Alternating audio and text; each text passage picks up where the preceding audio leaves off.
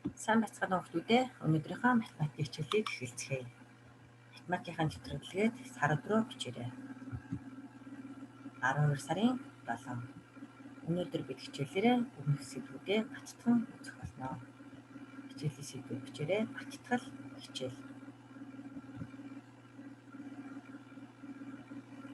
Видео хичээлийг үзэж байгаа тохиолдолд эхлээд анхааралтай нэг удаа сонсоод бүх ажлын утсуудыг хараарай хүүхдүүдээ. Хоёр удаагаа үзэхдээ хуудас бүрээ тэмдэглэж бичиж аваарай. Амжилт хүсье хүүхдүүдээ. Өнөөдрийнхөө хичээлийг эхэлцгээе. За би чадна нэгдүгээр дасгалаараа бүгдээрээ 10-т хуваах үржих үйлдэлүүдийг тавтан үздэцгээе. За дараах үржүүрүүдийг цээжээр бодоорой хүүхдүүдээ. За одоо та нарын хариутаа тааруулъя. За тоог 10-аар үржүүлэхэд үржүүрд хэрхэн гарсныг бүгдээрээ ажиглаарай. Та нарын хариутай таарч байгаа гэдэг багш нь итгэлтэй байна. За цөмөрөө дүгнэлтээ гаргацгаая. Тоог 10-аар үржүүлэхэд түүний ар тгийг бичиж нэг тгийг нэмж бичдэг. За 43 ба 10 үржүүрэн 430. Их мэтлэнгээр нэгдүгээр үржигдэхүүний ард тэгүүд нэмэгдэн бичигдсэн байгааг харж байна хүүхдүүдээ. За дараах хуваах үйлдэлийг анхааралтай ажиглаарай. Тоог 10 хуваахад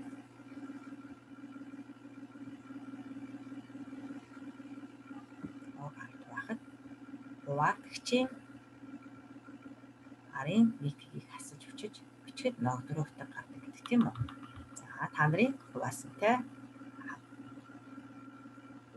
хариугаа тулган харцгаая хүүхдүүдээ. 2500 ба 10-ийн ноогдор нь 250. 8700 ба 10-ийн ноогдор нь 870. 1900 ба 10-ийн ноогдор нь 190 гэсэн байна.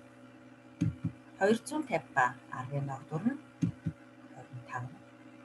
870 ба 10-ийн ноогдор нь 87. 190 ба 10-ийн ноогдор нь 119 гэсэн байна. За бүгдээрээ хамтран дүгнэлтээ гаргая.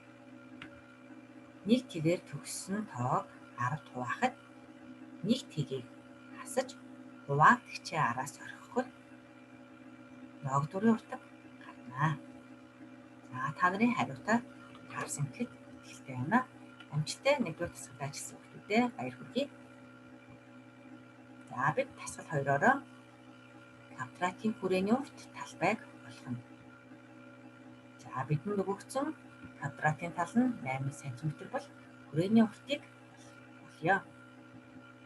За квадратаа зурсан байна. Бидэнд өгөгдсөн хэмжээгээ бичсэн байна.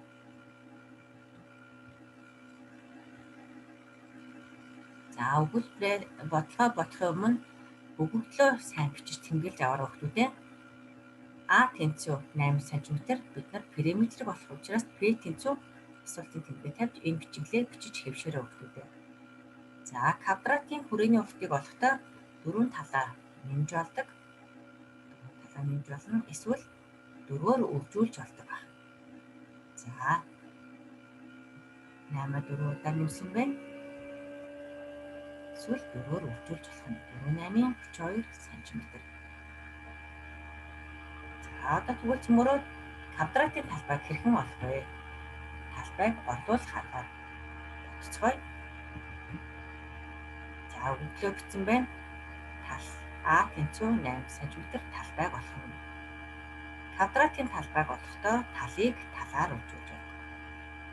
За томьёогоо хамт уншия. S тэнцүү А бүрчиг нь А. S тэнцүү 8-ыг бүрчиг нь 8 тэнцүү 64 см квадрат. За бидний олсон талбай бүр квадрат гэдэг нэртэй гарахыг сайн санаарай хүүхдүүдээ. За өмнөх хэмжигдэхүүн нь тухайн өгүүлбэрт өгөгдсөн уртын хэмжээ байхыг нэгж явахыг санаарай хүүхдүүдээ. За би чадна 3 дахь дасгалаа хамтран бодцгоё. За бидэнд 9 см өргөн 28 м, 9 м өргөн 28 м урттай тэгш өнцөг хэлбэртэй газрыг ториглон хашаа барьжээ. Хашааны уртыг олоорой гэсэн өгөгдлийг өгсөн байна. За 28 м, 9 м-ийг багассан хэмжээгээр зурсан байна. За өгөгдлөө бодлого бодохын өмнө өгөгдлөө ямар бичиж байгаарай хүүхдүүдээ. Урт тэнцүү 28 м, өргөн тэнцүү 9 м. Бид нэр хүрээний уртыг олох нь. За тэгш өнцөгтийн хүрээний уртыг олохдоо урт ба өргөний нийлбэрийг 2 дахин өржүүлж олдог.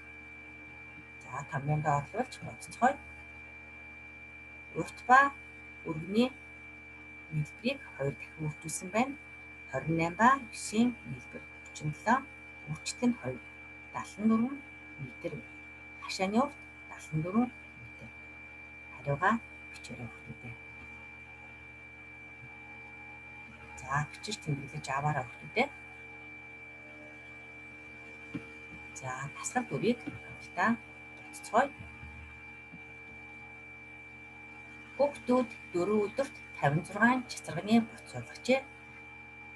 Эхний өдөр 14 бут, 2 дахь өдөр эхнийхээс 2 дахин их бут суулгав. 3 ба 4 дахь өдөр тэнцүү тооны бут суулгасан бол хэдэн бут суулгасан бэ? За өгүүлбэртэй бодлогыг бодохын тулд өгүүлбэрээ сайтар уншиж ойлгоорой хүүхдүүдээ. За өгүүлбэрөө бичиж зураглал зурж асуулт бичиж бодоорой. За 4 өдрийн чагсаан бичсэн байна. За хавтан зургийн аргаар цөмөрөө зураглалыг хийцгээе. Нэгд өдөр 14 бут суулгасан мэдэгдэж байгаа. Харин 2 дахь өдөр нэгд өдрийнхөөс 2 дахин их гэсэн учраас хавтан зургаа 2 дахин зурсан байна. За бид 3 ба 4 дахь өдрийнхийг мэдэхгүй байгаа. За бидэнд өөр мэдэгдэж байгаа зүйл юу байгаа вэ? Нэгд бутны хэмжээг бид мэдчихэж байгаа 56 бутыг суулгасан. За өгүүлбэртэй бодлого бодохдоо үргэлж зураглалаа зураарай хүүхдүүдээ. За бид 2 дахь өдрийг эхлээд олох ёстой. Асуултаа бичээрэй төвлөртэй. 2 дахь өдөр хэдэн бут суулгасан бэ?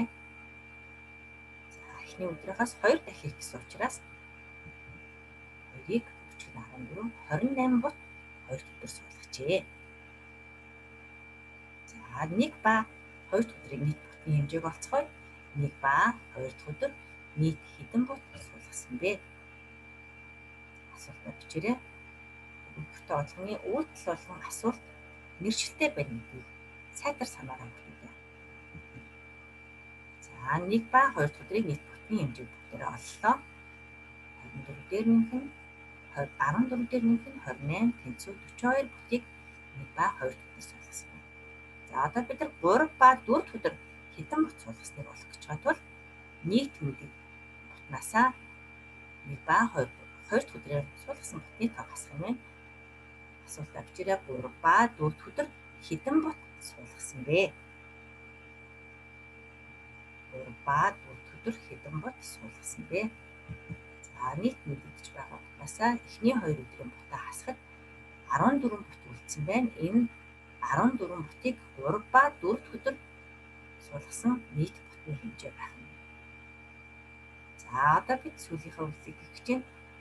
3 ба 4 дахь өдөр тус бүр хэдэн бут суулгасан бэ? За 14 бутаа 2 өдөрт суулгасан бол 1 өдөрт 7 бут суулгасан байх нь. 3 ба 4 дахь өдөр тус бүр 7 бутыг суулгасан байх нь. За зураглалаа зурж асуултаа бичээд үйлдэл болгон мэргэжилтэй гэдгийг аваа хүүхдүүдээ. За дасгал 5-ыг хамтран ажиллацгаая. За өгүүлбэртэй тооны нэртэй тооны асуултыг хийх нь байна. За километр, метр гэсэн хоёр өөр хэмжигдэхүүн өгсөн байна. Бутыг хэмжих хоёр өөр хэмжээ өгсөн байна. За тэгвэл 8 км-ээр цөмөрөө метр шилжүүлэх нь 8 км 200 м 8200 м-тэй тэнцүү болсон. За одоо үлдээд хийж болох нь за 8200 метрээс 3849 метр авсан байна. За харин 4350 метр гарсан байна. За энийг километрт шилжүүлж болно. 4351 метр бол 4 км 351 метр болно. За дараагийн бодлого нь мөн нэртэй тоог 6 дахин ихсгэсэн байна. Өвчих хөлтийн жишээ болж ирсэн байна. 4 метр 87 см өвчих нь 6 дахин ихсгэсэн байна. За яаж бодсон байна? Тэгэхээр охтуудаа метрээ сантиметр руу шилжүүлээд 6-аар өвчүүлсэн 6 дахин ихсгэсэн байна. 487 см-ийг 6 дахин ихсгэхэд 2922 см гарсан байна. За тэгвэл өөр аргаар бодсныг ажиглан харцгаая. За метр сантиметрээ тус бүрд нь 6-аар өвчүүлсэн байна. 4 метрийг 6 дахин ихсгээд 24 метр гарсан байна. 87 см-ийг 6 дахин ихсгэхэд 522 см гарсан байна. За энэ 522 см гэдэг бол 5 метр 22 см гэсэн үг байна. За 24 дээрээ 5 метр нэмээд 29 метр нэмэх нь 22 см. Бодлого маань хариу 2922 см буюу 29 метр 22 см гарсан байна.